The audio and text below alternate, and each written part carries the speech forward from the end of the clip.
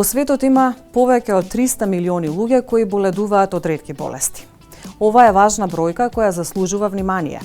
Ретките болести често тешко се дијагностицираат и многу пати заболените заедно со нивните семејства се изложени на јавно жигосување, осаменост, но и се чувствуваат безпомошно.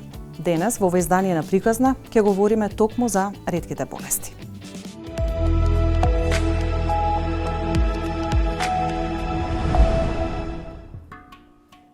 Наташа Ангелеска е мајка на дете кое што има ретко заболување хередитерен ангиоедем.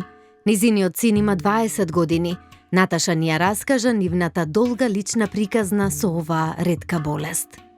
Проблемите, односно симптомите кај него се јавија на доста рана возраст, значи уште на 11 месеци.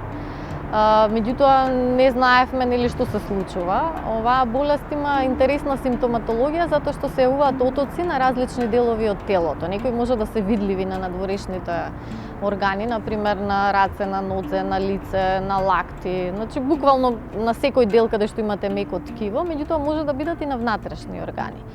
На таа рана возраст, она што беше за мене видливо, беа отоци на раце или на нозе, меѓутоа големи отоци до неможност да ги употребува екстремитетите, значи да не може да оди или да употребува раце. И почнав нели да барам одговори што се случува. Значи мислам дека буквално сите 6-7 спрата со администрација на детската клиника ги поминавме. И тоа трагање по дијагноза траеше 6 години. Значи јас дијагнозата за мојот син ја добив кога он наполни веќе 6 години. На одделот за имунологија доктор Пеова и доктор Ставрич се сетија да направат испитување за недостиг на C1 инхибитор, кој што е важен и ја дефинира всушност оваа болест, хередитарен ангиоедем. Се покажа дека кај него вредностите на C1 инхибитор, тоа е крвен протеин, се многу ниски. И дополнително и C4 комплемент, и тоа е исто така дел од крвните протеини, се на многу ниско ниво и тоа ја даде дијагнозата хередитарен ангиоедем. Јас добив име, нели, и бев задоволна затоа што веќе знам со што се справувам, меѓутоа не добив терапија и не добив некои позитивни сигнали дека има можност за нели нормализирање на неговиот живот, бидејќи навистина беше тешко да гледате дете кое што расте, кое што поминува низ болки кои што го доведува и до агонија. Спомена фотоци на надворешните делови од телото, меѓутоа може да се јават и на внатрешни органи. Значи он често имаше напади на внатрешните органи на гастроинтестиналниот тракт кои што му оневозможуваа да нели зема храна, повраќаше со диареи, со комплетно затварање нели на дигестивниот тракт до неможност нели да прими и до истоштување, така што често бевме хоспитализирани на детската клиника и таму престоите беа нели долги, мачни, затоа што кога нема лек, нема терапија, значи чекате само од себе да се повлече. Проблемот со оваа болест е кога се јавуваат отоци на грлото. Значи тогаш може да дојде до затварање на дишните патишта и до бушење. И тоа се случи на 2 пати, значи потенцијална можност за гушување кај моето дете, меѓутоа јас откако истражував нели по интернет и кога се информирав и со меѓународни центри кои што ја третираат оваа болест, знаев дека има терапија која што е доста ефикасна, која што во Германија веќе 30 години ефикасно се употребува и е достапна за овие пациенти и ја набавував приватно. Барав поврат на средствата нели од нашиот фонд, меѓутоа за жал не добив затоа што поимот ретка болест и дефиницијата ретка болест во нашето законодавство е непозната. Значи на таа основа вие немате право да побарате рефундација на средствата кои што ги потрошив за овие терапии. Имав акции со донации, имав нели помош од пријатели, од спонзорства, од предпријатија и слично, меѓутоа тоа не е решение.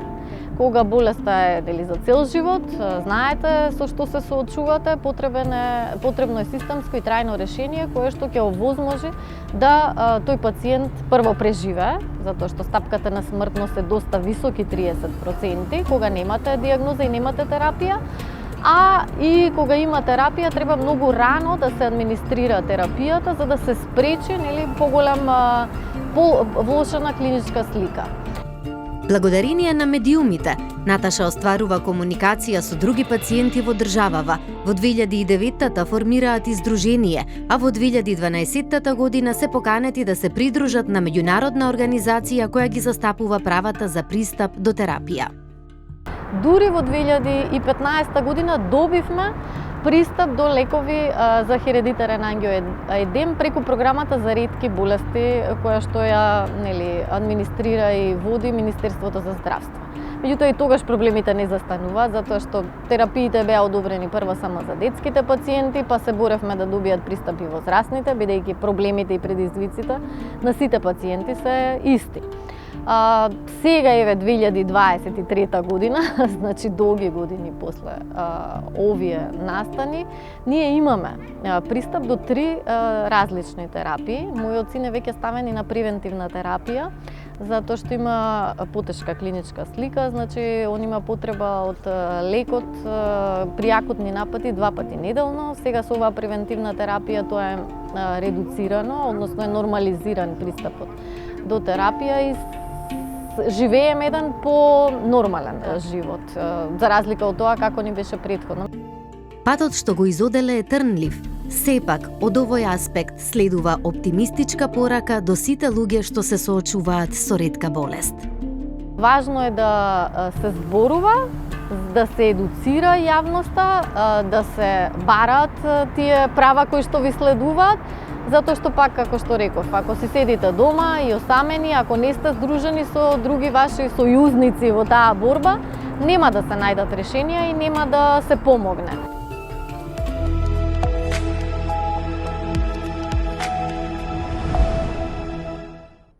Има ли нашава земја стратегија со која што придонесува за подобрување на животот на луѓето кои што се справуваат и нивните семејства кои се справуваат со ретки болести? Би сакале да има, но за жал истата не е усвоена. Во 2019 година Националната алијанса за ретки болести заедно со представници на институции, со доктори, комисија од ретки болести, пациенти, семејства, здруженија, седнавме сите, неколку состаноци имавме и направивме една гениална стратегија, да не речам. Тогаш министерот Венко Филипчев вети дека ќе ја поднесе на влада, дека ќе ја усвои како таква да имаме стратегија за ретки болести, но за жал се случи короната и од тогаш натаму остана во фиока истата стратегија. Денес веројатно ќе треба и да претрпи некакви промени истата со цел да биде соодветна на денешните времења и да ги опфати денешните проблеми со кои се соочуваат пациентите. Иако морам да кажам дека некои проблеми се провлекуваат уште од 2015 година, кога беше донесена програмата за ретки болести, затоа што ако може да замислите пред 2015 овие семејства нема никаква надеж, никаков лек, нема ништо. Имаме регистар за лицата со ретки болести. Што велат податоците, колку тие се релевантни, дали тие отсликуваат целата слика, вистинската бројка на лицата кои што имаат ретки болести? Тој регистар беше воспоставен исто од 2015 година пред да се донесе програмата со цел да се види бројот на пациенти, бројот на лекови, видот на лекови кои треба да се набави и нормално финансиската импликација која ќе ја донесе таа програма. И токму затоа беше поставен тој регистар. До ден денес истиот се користи токму за следење на количини на терапија, за потреби на терапија, но не се користи за други работи. Ние би сакале да се користи за епидемиолошки податоци, за превентива, за побрза диагностика, пошто некои болести се појавуваат во одредени региони во нашата земја, но некои се појавуваат во одредени националности, што значи дека има начин како да се направи една подобра стратегија за тие болести, посоодветно побрзо да се диагностицираат и подобро да се лекуваат. Во регистарот за жал не се внесени сите ретки болести. Таму најчесто се внесуваат болестите за кои постои некакво лекарство и кои се помалку од 20 пациенти од една болест во Република Северна Македонија, но не се внесуваат сите други болести и пациенти. Например, има многу што се лекуваат по клиниките со клиничките буџети што им ги дава Фондот за здравствено осигурување, нели, преку условните буџети за да купуваат терапија за нив. Тие не се внесени. И на крај вие немате вистинската слика за ретките болести во нашата земја и имате некоја предпоставка само. Ние следиме ситуацијата и знаеме дека веројатноста е дека сигурно се повеќе од 2000 пациенти, можеби и до 10.000 би стигнала бројката ако ги ставиме и ретки ракови, нели, кои се на хематологија и на онкологија. Го споменавте фондот, би сакала да прашам колку фондот е од корист на лицата со ретки болести. Така, преку Фондот за здравствено осигурување, во 2019 успеавме да добиеме диагностика генетска, пошто предходно не беше ни таа рефундирана. Значи, пациентите и семејствата сами мора од свој џеб да си платат за да добијат точна диагноза, што беше навистина неферски однос од државата спрема пациентите. Исто така, од Фондот за здравствено осигурување успеавме преку програмата што им е за ортопедски помагала да добиеме некаква си посебна исхрана, како што е за болеста фенилкетонурија, за безглутенска, безпротеинска храна и слични такви некои исхрани, но тоа е само еден малечок дел. Фондот директно не е воопшто со ретките болести поврзан. Знам дека имавме и неколку обиди за други помагала кои им се потребни, нели, освен тие кои се на фондот, пошто некогаш имате на фондот една цела листа на помагала кои не ви требаат, ви треба нешто друго, ама не можете тоа да го земите, мора сами да го платите. Немаше ни шанса за доплата ни ништо. Од друга страна, лекови од таму не може. Тие беа конкретни. Позитивната листа не е смената 15 години, не ни очекувам брзи промени таму. Оди многу бавно и не знаеме каде се пречките и зошто тоа се случува. Иако според правилник тие треба секоја година да ја ревидираат позитивната листа на лекови, тоа не се случува. И не влегуваат лекови од програмите за Министерство за здравство што ги има, а Министерство за здравство има купишта програми. Значи и за диабетес, и за хемофилија, нели, мислам дека и за ретките болести, и за превентива за мајки и деца, значи купишта програми. Зошто тоа соодветно не се реши и не се стават работи на позитивна листа, не ми е јасно. Вака заглавуваме во тендери и тендерски постапки. Значи ние како семејство моравме да научиме што се тендери и зошто ние треба да ги знаеме. Секоја година нас лековите ни доцнат, месец дена, 2 месеци, 3 месеци, некогаш 6 месеци.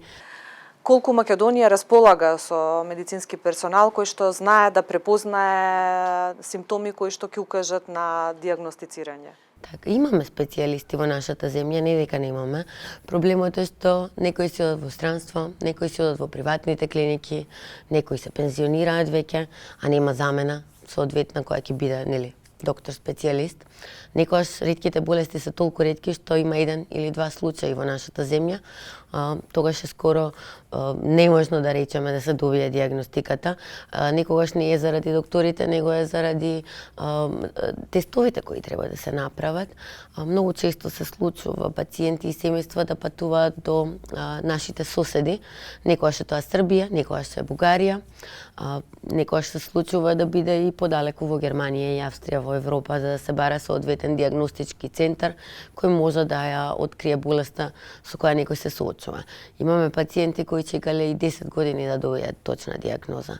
Среќните ја добиваат при раѓање или во текот на првите 5 години од животот, или првите 3 до 5 години од како ќе се појават одредени симптоми. Проблематиката во врска со терапијата на лицата со ретки болести не е случај само во Македонија, и други земји во светот се на некој начин во слична состојба. Не во слична, веројатно.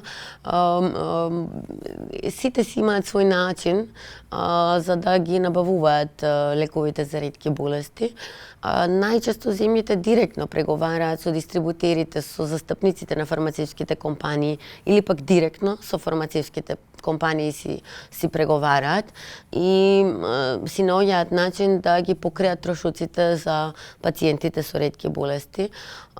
Не е тоа проблематично, кај нас не се случува, нели, од све оди преку тендерските постапки, каде што не можеш да преговараш и да добиеш пониска цена, туку тоа е тоа што ќе се случи на тендерот. Никогаш нема да го разберам министрите кога изјавуваат па сега немаме доволно пари. Буџетот е еден за целата држава, за сите работи што се случуваат во нашата држава. Значи, работата е како ќе го распределиш и што ќе ставиш за приоритет. А сметам дека здравјето на граѓаните на нашата земја треба да биде приоритет и треба да биде буџетот поголем. Нашата држава мислам дека има еден од најмалите буџети. Добро, може Пакистан има помал. За крај би сакала да го слушнам и вашето лично искуство во поглед на справувањето со вашата болест. Колку и како комуницирате со луѓе кои што ја имаат таа болест? Значи, јас ја имам болеста, него се диагностицирана уште кога бев 7 години.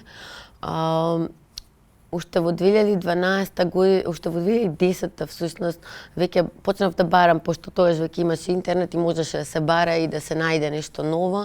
И ја најдов Интернационалната алијанса за болест на Гоше.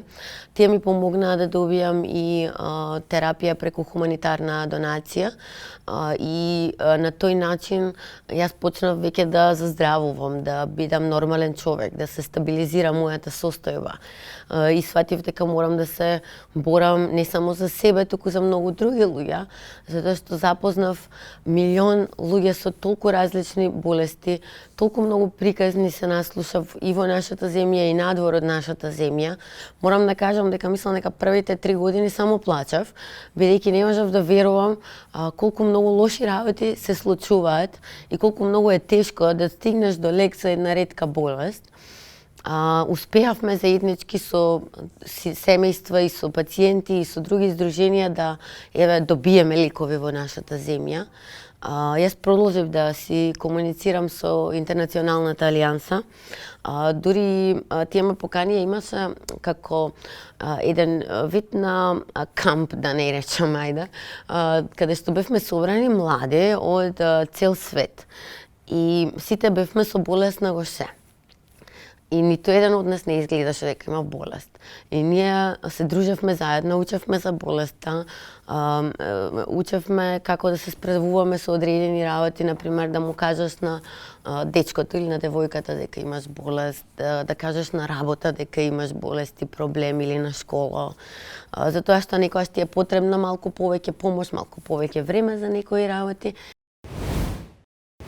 Соочувањето со реткоста, ретките лица не го поминуваат сами. И покрај меѓусебната различност, лицата со ретки болести и нивните семејства се соочуваат со исти или слични потешкоти, кои потекнуваат токму со реткоста, односно од реткоста на самата болест.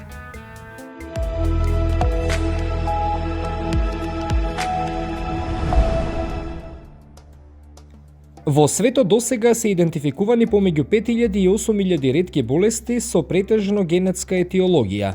Конгенитални аномалии и деформации, моногенетски болести, наследни нарушувања на метаболизмот, но и болести со ретки автоимуни нарушувања, ретки дегенеративни нарушувања, ретки малигни заболувања и ретки инфекции.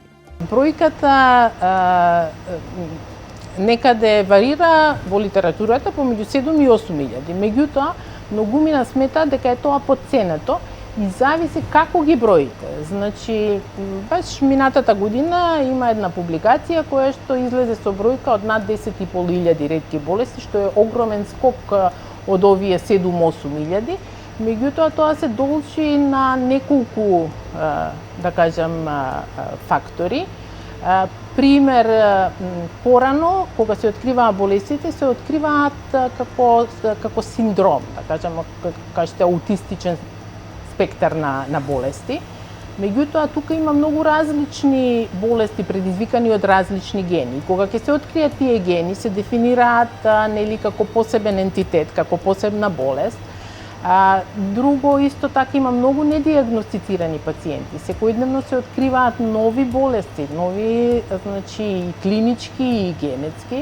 Така да бројот навистина е веројатно поголем од тоа што е. По некаква си дефиниција нешто што е поретко од 1 на 800, 1 на 1200, да кажеме, општа популација, тоа би била ретка болест. Постојат разни дефиниции за ретка болест. Ретките болести се карактеризираат со прогресивен неповолен тек, а многу често и со рана смрт.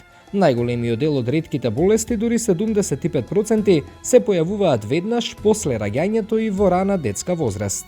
У педијатриска нефрологија, значи бубрежни заболувања кај деца, јас да ви кажам да 90% имаат некаква генетска или болест или предиспозиција или некако генетски ризик. Не мора да имате баш јасна болест, но таа може во тек на животот да ви се манифестира. Еве да кажеме, бубрежно камче, постојат некои ретки камчиња. Ако ви имате здрав начин на живот, ако внесувате многу течности, вашава генетска болест не мора да се манифестира, да кажеме цистинурија, која што кај нас е многу честа, особено во ромската популација. Ако вие примате доста течности, имате здрав начин на живот, не дехидрирате, никош нема да развиете такво камче, а многу ретка болест се нарекува цистинурија. Ретка болест се дефинира со застапеноста.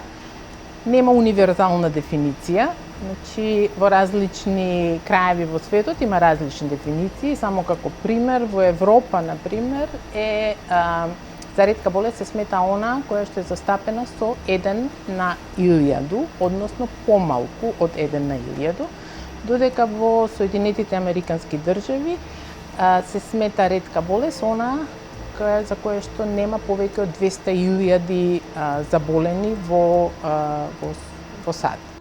Во Европа болеста се смета ретка ако таа влијае на 1 во 1000 луѓе. Болеста може да е ретка во еден регион, но честа во друг. Ова е случај со таласемија, наследна анемија која е ретка во Северна Европа, но честа појава во медитеранскиот регион. Фамилиарната медитеранска треска е ретка во Франција, но честа појава во Ерменија. Меѓутоа, ретките болести се најчесто тешки болести, прогресивни болести, болести за кои што е многу тешко да се постави диагноза затоа што се индивидуално ретки. Така да тоа се некои карактеристики заеднички за сите ретки болести, кои што на број ги има некаде 7 до 8.000 се смета дека постојат. Меѓутоа, заеднички има многу голем број од популацијата која што е засегната од некоја ретка болест. Некои бројки кажуваат 3 до 5% од популацијата. Во областа на ретките болести има недостаток од медицински и научни сознанија. Долго време докторите, истражувачите и административните тела кои се занимаваат со регулативи за здравствена заштита не беа свесни дека постојат ретки болести. До неодамна не постоеја вистински истражувања, ниту пак имаше регулатива во рамките на здравствениот сектор кој се однесува на специфични проблеми од оваа област. Во последно време се повеќе се откриваат нови ретки болести, а тоа е овозможено со новите технологии.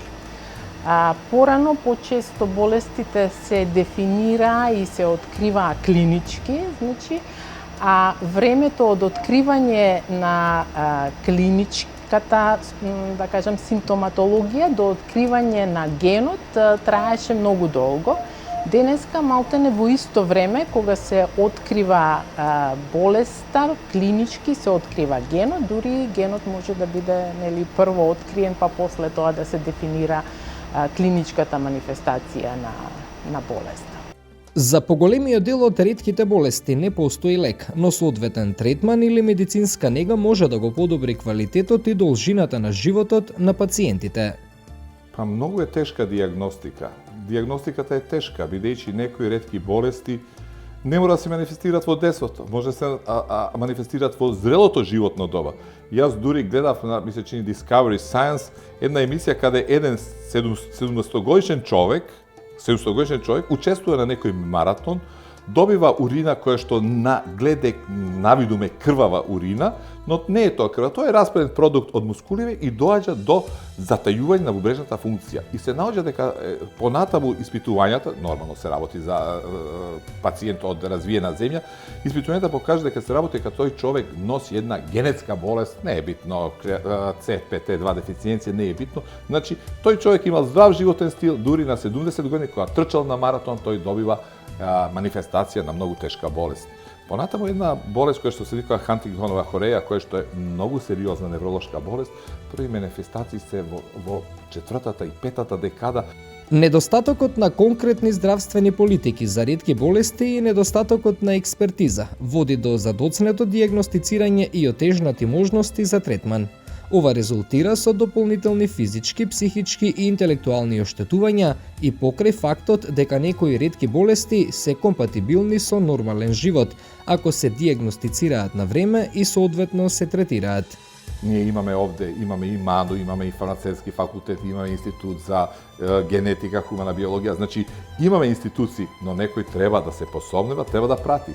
Многу работи може да ги завршиме овде, а многу работи мора да прачаме у странство. Сега проблем е како се прати биолошки материјал, значи ние имаме тука толку остаток, толку препреки што треба се надминат. Вие не може да пратите биолошки материјал ургентно. Ние имаме такви случаи каде што јас морам вечерва да пратам или утреден биолошки материјал у странство и јас морам да земам пироградски процедури, мал мед, дозвола и така натаму, што кај некои ретки болести не трпи. Вие на запад имате праќање, комуникација, кај нас е то проблем на тоа праќање на биолошки материјали.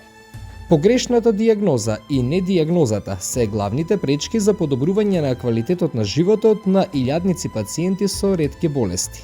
Вообичаено, не постои ефикасен третман за ретките болести, но раната дијагноза и соодветната медицинска грижа може да го подобри и продолжи квалитетот на животот.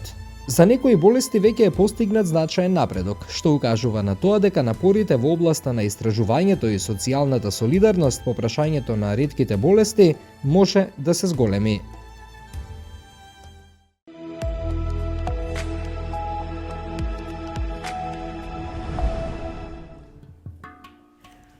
Охриѓанката Гордана Лолевска е мајка на 3 деца, ќерката Емилија и близнаците Андреј и Давид. Нејзината лична приказна е мотив таа да стане гласот за ретките болести.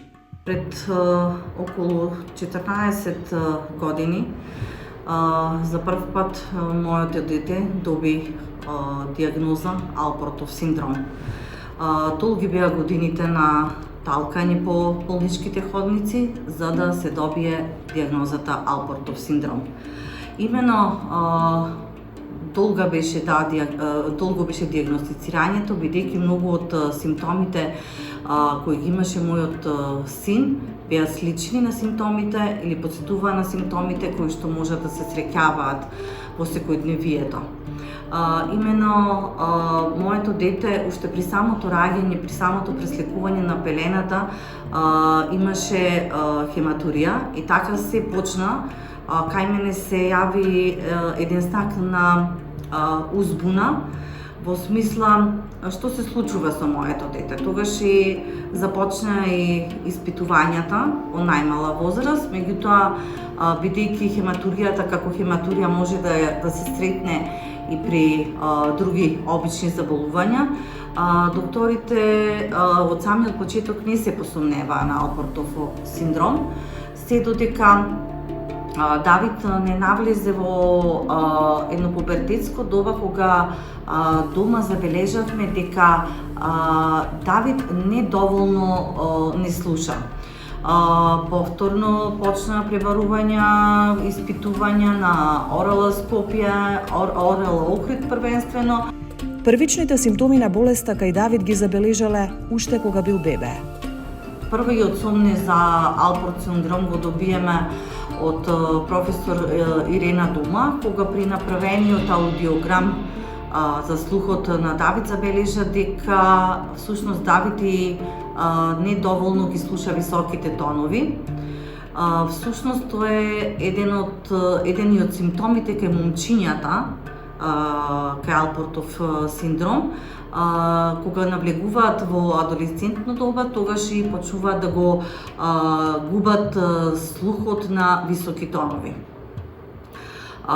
Со резултатите од кај професор Дума веднаш заминавме со мојот син на детска клиника кај професор Тасич и професор Кузмановска, кои што и дотогаш го водеа мојот Давид, врвни нефролози, педиатриски нефролози, кои и самите се посомневаа веќе за Алпортов синдром и кои што ме советува да се направи генетска анализа на целото семејство.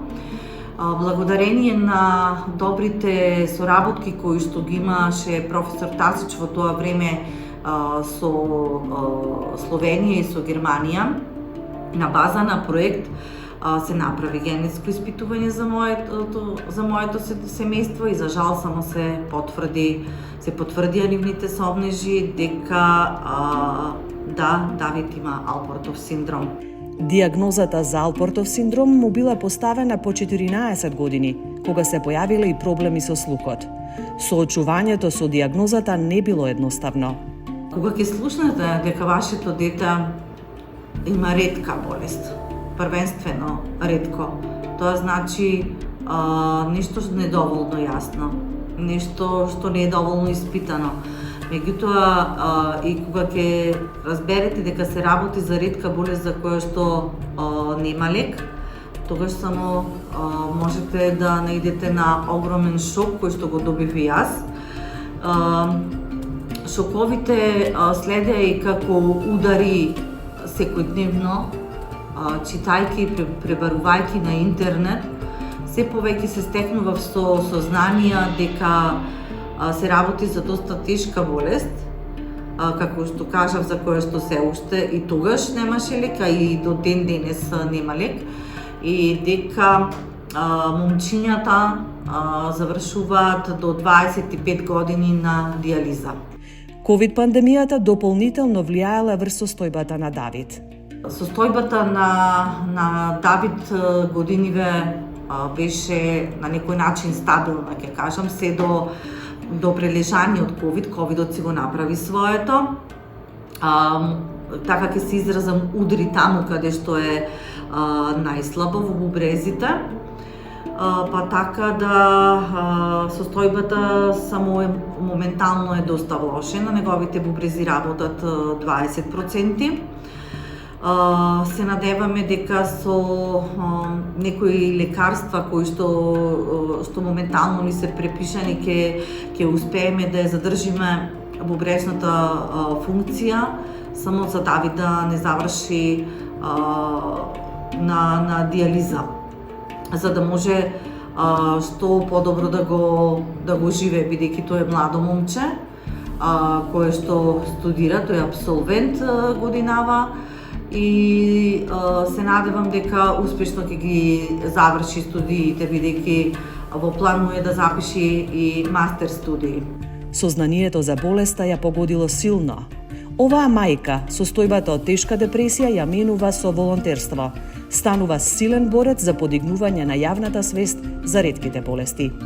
Всушност идејата беше на моите ценети професори, професор Тасич и професор Кузмановска. Ме советуваа да се вклучам првенствено во групи за поддршка на ретките болести, па гледајќи што се низ светот се прави за подигање на јавната свест за ретките болести, така и дојдов до идеја и јас да се вклучам.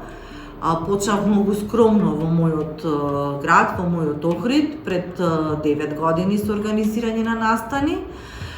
Така да секоја година бројот на настаните кои што ги организирав само се повеќе растеа. Добив многу голема поддршка од моите сограѓани, меѓутоа и од цела Македонија. Многу активности се благодарение на незината заложба сите да дознаат повеќе.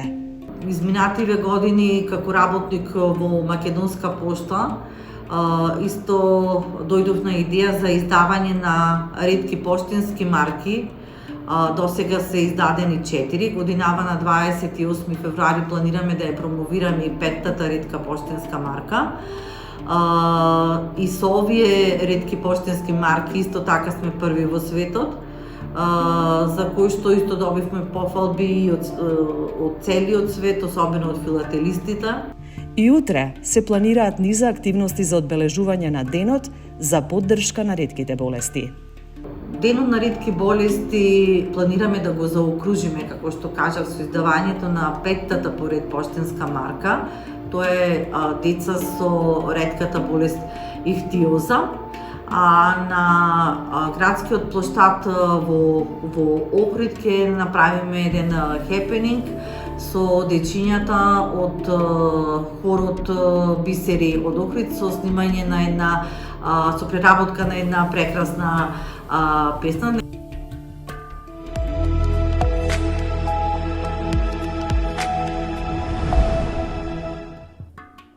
Регистарот е во склоп на Министерство за здравство, односно Комисија за ретки болести го прави овој регистар. Ние имаме увид само за невролошките болести кои се во овој регистар. Инаку за целиот регистар јас не би можел да кажам што се содржи. Инаку во светот има околу 8000 ретки болести. Во Македонија мислам дека имаме околу 1000-1500 диагностирани пациенти со разни видови ретки болести.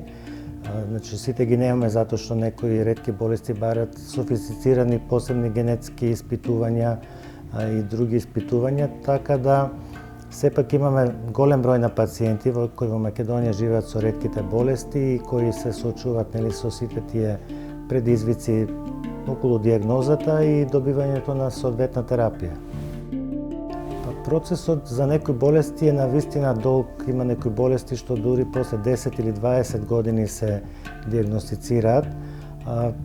Тие може да почнат во секоја возраст, почнувајќи од доенечка возраст, па адолесценција, па до највозрастни пациенти, да кажеме. Некои болести се манифестираат и во покасната возраст, така да предизвикот за диагнозата е многу голем. Некои заболувања имат карактеристична клиничка слика, како што е амиотрофичната латерална склероза и тие многу брзо ги диагностицираме.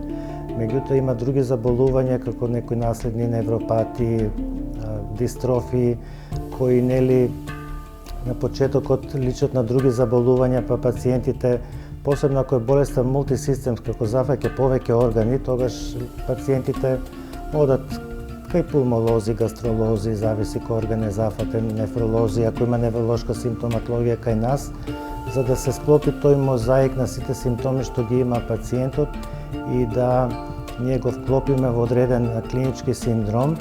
Мора да кажем дека голем број, скоро 90% од ретките болести се наследни. Значи, крајната диагноза е со генетско тестирање, кој генетско тестирање некој пат, да кажеме, во Македонија се прави во лабораторијата на Македонската академија за науки и уметности.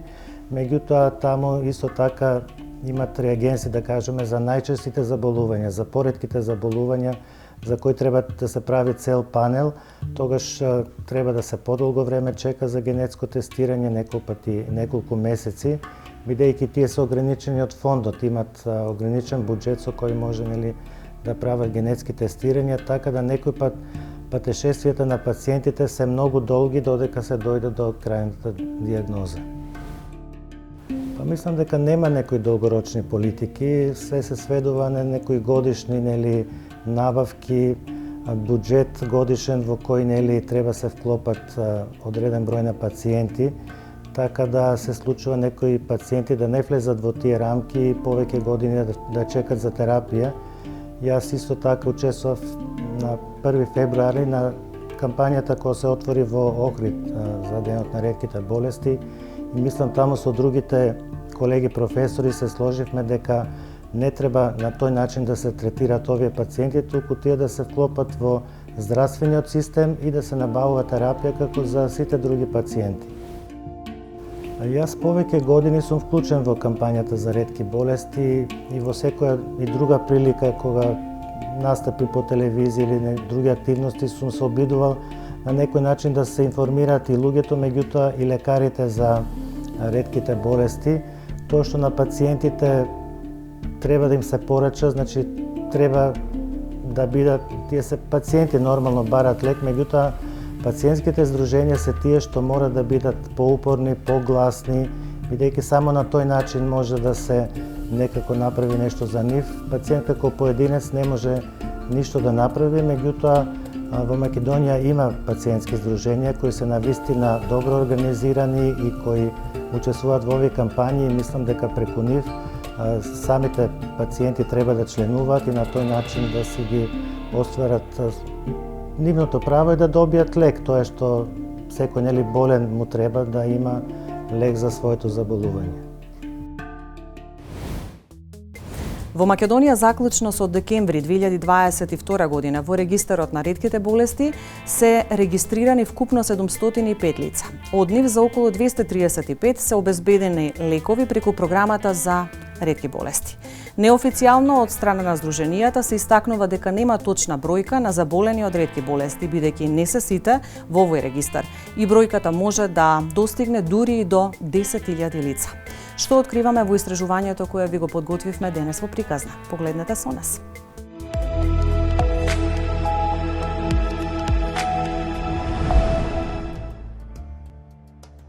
И покрај различноста во етиологијата, ретките болести имаат многу заеднички елементи: неадекватно препознавање, неадекватна или непостоечка класификација, недоволна достапност на дијагностички постапки, како и ограничени и скапи терапевтски можности. Досега постои специфичен третман за околу 250 ретки болести со така наречени лекови сираци, кои што се најчесто скапи и тешко достапни. За жал, за најголем дел од ретките болести не постои терапија, само за мал процент постои терапија, така да во новите години нели променета е сликата воопшто од сите аспекти за ретките болести, па така фирмите, фармацевските компании се позаинтересирани, значи многу се работи на нови лекови. Тоа е еден колач. За тој колач сите ние као клиничари се грабаме. Да ме разберете. Од една страна се пациенти, имаат толку тажни судбини. Мал е колачот. Треба се изнајдат начини како да тој колач се наголеми. Друга работа, оно што ја многу инсистирам, да секоја ретка болест добие име и презиме, да биде точно дефинирана од метаболички, од генетски аспект, да нашите пациенти бидат видливи, да влезат и во меѓународни регистри, да утрен кога се работи некаква студија за некој нов лек, да нашите пациенти влезат во таа студија. Знаете, постои нешто што фармацевските компании се обврзани од етички аспект. Ако вие учествувате у една студија и добивате лек кој што е ефикасен работи, компанијата е должна и понатаму да ве снабдува. За еден лек да се квалификува како лек сираче или орфан лек, мора да се исполнат голем број критериуми кои ги одредува Европската агенција за лекови. Последната деценија е најпродуктивниот период за развојот на лековите за ретки болести, како и за нивниот дизајн, така и за нивното одобрување. Програмата за лекување на ретки болести за прв пат е донесена во 2009 година за лекување 2 пациенти со една иста ретка болест. Лековите за терапија на лицата заболени од ретки болести, согласно соодветната програма, ги набавува Министерството за здравство врз основа на јавна објава. Заклучно со декември 2022 година во регистарот на ретки болести во нашава земја регистрирани се вкупно 705 лица, од кои за околу 235 лица се обезбедуваат лекови преку програмата за ретки болести. Барем 10 пати повеќе има болни од колку што се регистрирани. Еве, јас работам педијатрија, нефрологија, тоест за бубрежни заболувања кај деца. Ја имам со стотини пациенти имам со ретки заболувања. Не можат сите да се регистрираат и не можеме, прво, механички да стигнеме да постигнеме, друго, пациенти и нечат, некои се кријат, се плашат од она што се вели стигматизирање, така да стварно има многу голем број. Во Македонија се вршат генетски испитувања во лабораторијата на МАНУ. Нашата лабораторија, со задоволство можам да кажам дека е опремена, дека има целата потребна инфраструктура и потребен кадар за изведување на генетските тестирања за ретките болести. И всушност лабораторијата е формирана во 1987 година од страна на академик Ефремов и беше една од првите лаборатории во бившо југословенските простори, која што започна со користење на ДНК технологиите во хуманата медицина, значи за изучување на наследните болести, многу брзо започна со генетски тестирања и уште од контактите од тоа време со колегите од бивши југословенските простори воопшто од околните земји, значи Македонија беше една од првите кои што ги стави и на фондовската листа, значи да бидат покриени генетските тестирања од здравствениот фонд. Македонија се соочува со низа предизвици за овие генетски анализи. Кадар обучен има во лабораторијата, меѓутоа и ние се соочуваме со истиот проблем како што се соочуваат сите институции, значи условите се такви какви што се, платите се мали и младите луѓе сакаат да излезат, нели да излезат и од земјата, да подобри услови, меѓутоа веќе во земјата се отвараат лаборатории кои што можат да понудат поголеми плати, па така да некои се решаваат нели да отидат и да работат во такви лаборатории, така да се соочуваме со нели одлив на кадар, што е навистина тешко затоа што не се едноставни анализи, години се потребни за да едуцирате еден млад, да кажем, истражувач или диагностичар за овие технологии. Генетските испитувања за ретките болести се важни за точно утврдување на диагнозата, но и тоа дали другите семејни членови се генетски носители и дали кај нив ќе се развие одредена болест. Што се однесува на генетските тестирања, значи од тој аспект ние мислам дека едноставно правиме се што можеме, имаме многу добра комуникација и со клиничарите и со здруженијата на пациенти, па можем да кажам дека сме вовеле, да кажам, во последните години генетски тестирања таргетирани, кои што не сме ги започнале на времето, да кажам, кој што е Вилсонова болест или болеста на Гоше, меѓутоа затоа што постоеја пациенти, постоеше терапија, беше важно да се воведат тие генетски тестирања, значи не со овие нови технологии, него таргетирани токму за тие болести. И ние секогаш значи воведуваме се што можеме да излеземе во пресред на клиничарите и на пациентите кои што имаат потреба од некакви генетски тестирања. Иако опфаќаат многу мал процент од целокупната популација, тие представуваат значаен процент во однос на морбидитетот, морталитетот и квалитетот на живот и здравјето на граѓаните.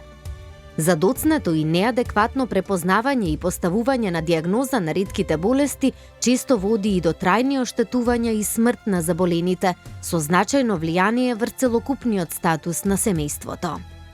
Не само здравствената нега, значи воопшто прифаќањето на тие деца или луѓе со ретки болести, со сите нивни комплексности, значи не е едноставно, така да многу треба државата како социјално општество да направи за овие луѓе, затоа што знам дека многу од пациентите се решаваат да отидат некаде другде во некоја многу поорганизирана држава, каде што е многу поедноставно да се живее со дете со ретка болест или како, да кажем, пациент со ретка болест.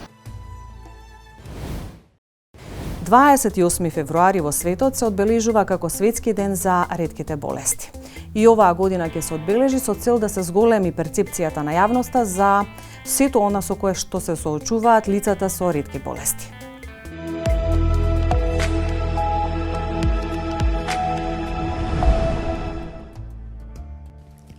Од 2008 година, 28 февруари е Интернационален ден на ретките болести. Светскиот ден на ретки болести е годишен настан за подигнување на јавната свест во однос на ретките болести, како и влијанието кое тие го имаат на квалитетот на животот на пациентите. За прв пат, Денот на ретки болести беше лансиран од Евродис во 2008 година, кога повеќе од 1000 настани се организираа во светот, допирајќи до стотици илјади луѓе. Овој настан има голем придонес и во однос на застапувањето и лобирање за правата на пациентите со ретки болести, како и во напредокот на креирање национални планови и закони за ретки болести во многу земји. Од 1997 е отворена база на податоци Орфанет со поддршка од Министерството за здравство на Франција, како портал за информации за ретките болести и лековите сирачиња, проследено од првата национална стратегија за ретки болести во Европа. Тука може да се најдат специфични информации во врска со истражувањата за ретките болести, регистри, клинички испитувања, организации на пациентите со ретки болести и медицински политики за производство на лек сирача надвор од Европа. Базата има 38 земји координатори. Со информациите и приказните кои денес ги донесовме во ова издание на Приказна, се обидовме да ја зголемиме перцепцијата за оваа болест и сите оние нешта со кои што се соочуваат не само лицата, туку и нивните семејства. Посакувам сите ние да се обединеме и да им дадеме поддршка затоа што на вистина им треба со цел да добијат еднаква можност за живот каков што заслужуваат. Доведување до следната Приказна.